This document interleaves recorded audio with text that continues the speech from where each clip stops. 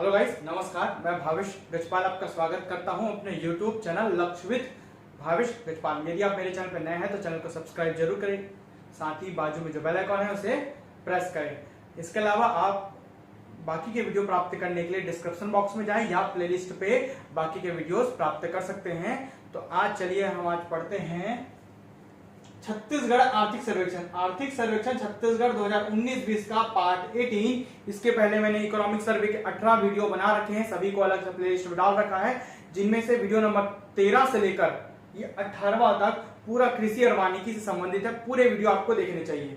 ठीक है, आज का जो टॉपिक है वो उद्यानिकी एवं प्रक्षेत्र वानिकी है। ये कृषि एवं संबद्ध सेवाओं के अंतर्गत ही आता है। ठीक है, तो कृषि एवं संबद्ध सेवाओं के अंतर्गत हम स्वयं फसल क्षेत्र को पढ़ते हैं, उद्यानिकी एवं प्रक्षेत्र वानिकी को पढ़ते हैं। इसके अलावा हम जल संसाधन को पढ़ते हैं, मत्स्य पालन पशुपालन को पढ़ते हैं। ये सभी टॉपिक को हम कृषि एवं संबद्ध सेवाओं के अंतर्गत पढ़ते हैं। तो आज का टॉपिक है उद्यानिकी एवं प्रक्षेत्र वानिकी। इसमें मैं योजनाओं को भी पढ़ाऊंगा, साथ ही साथ जो लेटेस्ट आंकड़े हैं उनको भी बताऊंगा, और कौन से क्वेश्चन पुराने पेपर में पूछे गए थे ये भी आपको क्लियर कराऊंगा। चलिए आगे बढ़ते हैं। इसके अलावा आप मेरे टेलीग्राम चैनल से भी जुड़े। टेलीग्राम चैनल में जुड़ने के लिए लक्ष्य विद भावेश गजपाल लिख के सर्च करेंगे तो आपको मेरा चैनल मिल जाएगा। छत्तीसगढ़ में उद्यानिकी मिशन प्रारंभ जो हुआ है वो 5 मई 2005 को हुआ है।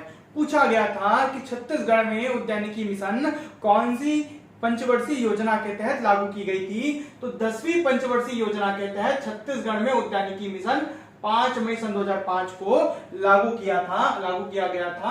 इसके अलावा ये दोनों जो पॉइंट लिखे हैं दोनों क्वेश्चन है, पुराने पेपर में आए हुए प्रश्न हैं। बागवानी क्षेत्र में समन्वित विकास हेतु 2005-6 में राष्ट्रीय बागवानी मिशन, ठीक है, बागवानी क्षेत्र में समन्वित विकास हेतु 2005-6 में राष्ट्रीय बागवानी मिशन 10वीं पंचवर्षीय योजना के तहत छत्तीसगढ़ में लागू हुई। कौन सी पंचवर्षीय योजना? 10वीं पंचवर्षीय योजना के तहत छत्तीसगढ़ में लागू हुई। आगे देखते हैं, जो विभाग है, विभाग के अंतर्गत 119 उद्यान रोपणी तथा एक सब्जी बीज उत्पादन सह प्रगुणन प्रक्षेत्र जो कि रायपुर में है, ये अभी तक हमारे यहाँ कार्यान्वित है या क्रियान्वित है। 119 उद्यान रोपणी और एक सब्जी बीज उत्पादन सह प्रगुणन प्रक्षेत्र, कहां? रायपुर में। 119 और एक 20 ऐसे याद रखेंगे। इस इतने जो क्या बोलना चाहिए, 119 उद्यान रोपणी और एक सब्जी बीज उत्पादन जो है प्रक्षेत्र वो हमारे यहाँ कार्य क्रिया में है। अब देखते हैं फसल का नाम, रकबा क्षेत्र जो कि हेक्टेयर में है, उत्पादन जो कि मीट्रिक टन में है, मेल का मतलब मेट्रिक टन, ठीक है, उत्पादकता मेट्रिक टन प्रति हेक्टेयर। उत्पादन के साथ जब रकबा को भाग दे देते हैं तो उत्पादकता निकलती है, तो उत्पादकता मीट्रिक टन प्रति हेक्टेयर में है। इनमें से सर्वाधिक क्वेश्चन इसी में से आएगा, यहां से लेकर यहां तक में ही सर्वाधिक क्वेश्चन इससे पूछे जाते हैं। चलिए देखते हैं, हमारे पास जो हम है ये उद्यानिकी एवं प्रक्षेत्र वानिकी के तहत 5 फसलों का प्रमुख रूप से उत्पादन करते हैं, जिनमें फसल है फल, सब्जी, मसाला, औषधि एवं सुगंधित पुष्प और पुष्प। सामान्य पुष्प अलग है, सुगंधित पुष्प अलग है। फल, सब्जी, मसाला, औषधि एवं सुगंधित पुष्प, ऐसे पुष्प जो औषधि के अंतर्गत भी आते हैं, और सुगंधित पुष्प, साथ में पुष्प। अब इनका जो रकबा है, ये रकबा लिखा हुआ है, उत्पादन जो है मीट्रिक टन में ये लिखा हुआ है। इन सब आंकड़ों को आपको याद नहीं करना है, ठीक है। जो आंकड़े हैं केवल दर्शाने के लिए हैं। किस दर्शाने के लिए? कौन कम है कौन ज्यादा, उसको मैं अलग से बना दिया हूं। ये आपको इकोनॉमिक सर्वे में नहीं मिलेगा, ये वाला टॉप ये आपको इकोनॉमिक सर्वे में मिलेगा, आंकड़े ये आपको नहीं मिलेगा। सभी इकोनॉमिक सर्वे की बुक से ही कंटेंट जो है समराइज करके मैं तैयार किया हूं, ठीक है। तो इससे हम ये बनाए हैं कि कौन ज्यादा है कौन कम है, घटता क्रम बढ़ता क्रम ये जमाने के लिए देता है। पुराना पेपर जरूर उठा के देखें। उत्पादकता आपको याद करना है, उत्पादकता। तो देखिए फसल का उत्पादकता मीट्रिक टन प्रति हेक्टेयर में सर्वाधिक किसका है? सब्जी फसल का है। उद्यानिकी एवं प्रक्षेत्र वानिकी में कौन से फसल का सर्वाधिक उत्पादकता है? तो देखिए सब्जी का उत्पादकता मीट्रिक टन प्रति हेक्टेयर में 14.03 मीट्रिक टन प्रति हेक्टेयर है। कितना है? सब्जी हम सर्वाधिक उगाते हैं 14.03 मीट्रिक टन प्रति हेक्टेयर, जबकि पुष्प को सबसे कम उगाते हैं। ये न्यूनतम है, डाउनवर्ड एरोहेड लगा दिया हूं इस पे, इसमें अपवर्ड एरोहेड है, ठीक है।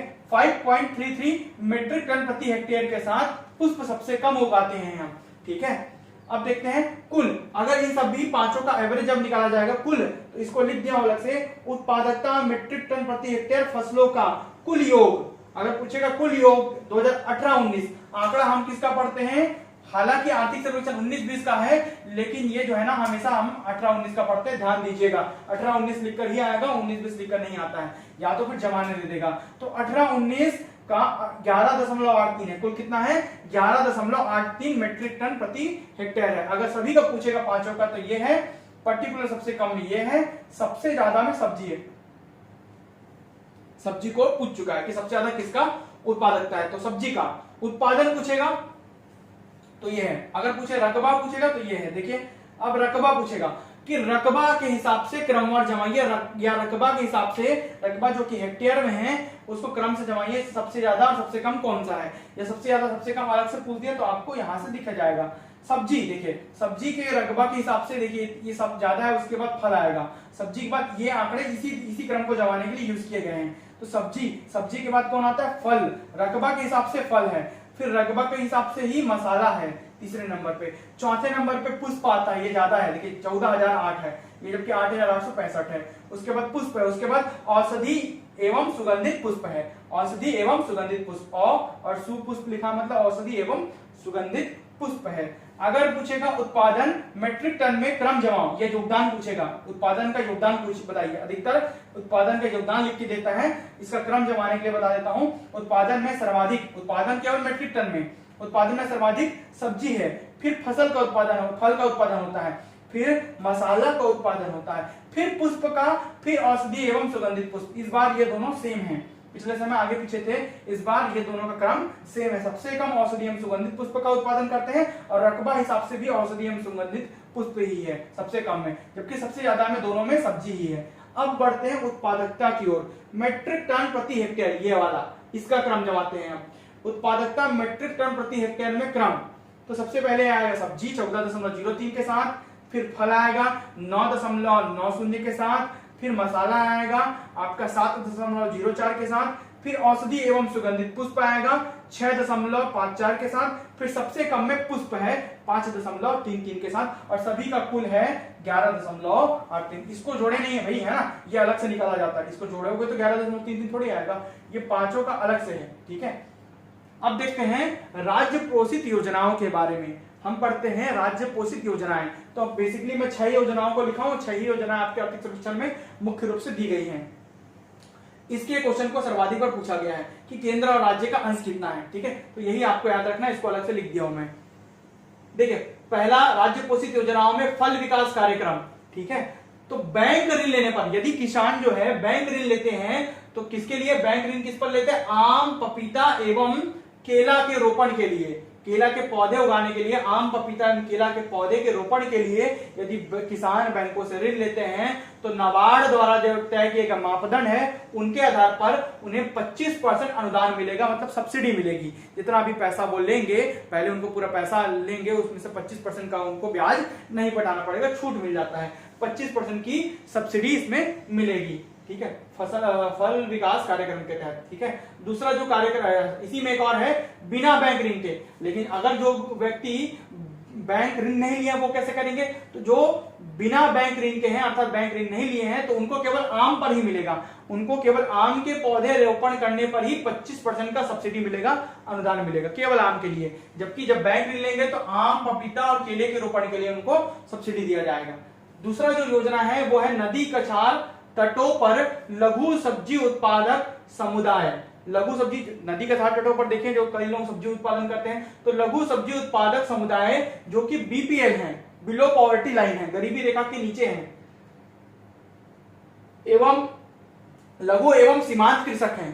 कौन है, लघु एवं सीमांत कृषक। ठीक है, तो कृषक है, उनको लाभ दिया जाएगा इसके तहत, सब्सिडी उनमें भी या कुछ धनराशि उनको प्रोवाइड की जाती है।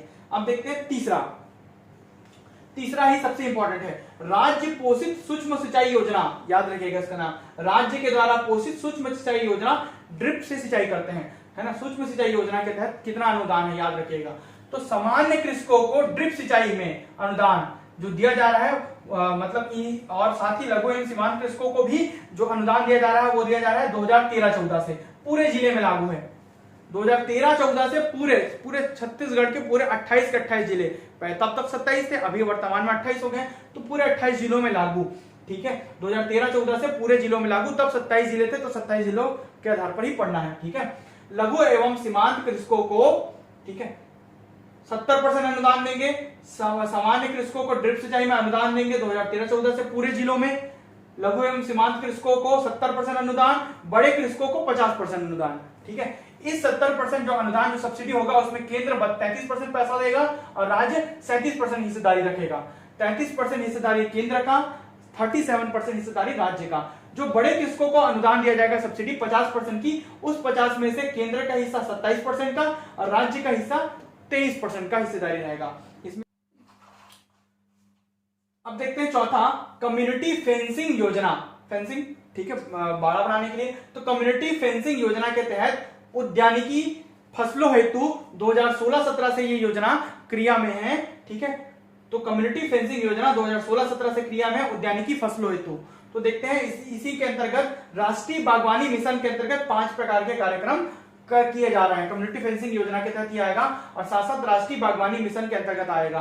तो 5 कार्य क्या है? पहला हाईटेक नर्सरी, दूसरा लघु नर्सरी का निर्माण, तीसरा अपग्रेडिंग नर्सरी इंफ्रास्ट्रक्चर, नर्सरी के इंफ्रास्ट्रक्चर को अपग्रेड करना, चौथा सब्जी एवं मसालों के बीज का उत्पादन, ठीक है, और पांचवा सामुदायिक जल संसाधनों स्रोतों का विकास।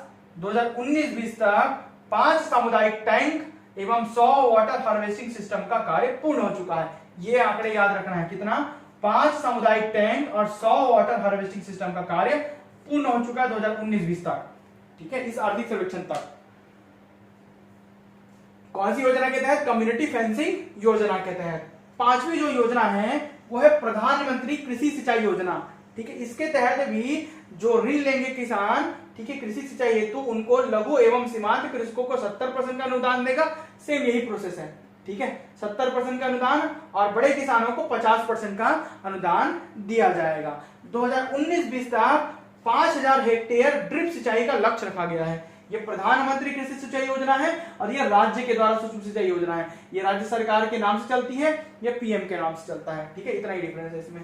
तो ड्रिप सिंचाई के तहत 5000 हेक्टेयर को सिंचित करने का लक्ष्य रखा गया था 2019-20 में। 2019-20 तक 5000 हेक्टेयर ड्रिप सिंचाई का लक्ष्य रखा गया है। अब आगे बढ़ते हैं। 6वां, पीएम प्रधानमंत्री फसल बीमा योजना। इस फसल बीमा योजना के तहत 2018-19 में छत्तीसगढ़ के बजट में 1600 लाख रुपए का प्रावधान किया गया था। कितना? फसल बीमा योजना के तहत 2018-19 का बता रहा हूं आंकड़ा, यही छपा हुआ है आर्थिक सर्वेक्षण में, लेटेस्ट आर्थिक सर्वेक्षण में। तो 2018-19 में छत्तीसगढ़ के बजट में 1600 लाख रुपए का प्रावधान किया गया था। ये सभी उद्यानिकी एवं प्रक्षेत्र वानिकी के तहत आते हैं। ये वीडियो आपको कैसा लगा कमेंट करके जरूर बताएं। साथ ही यदि वीडियो आपको पसंद आता है वीडियो को लाइक कीजिए, शेयर कीजिए, टेलीग्राम चैनल से जुड़िए। वीडियो में अंत तक बने रहने के लिए बहुत बहुत धन्यवाद।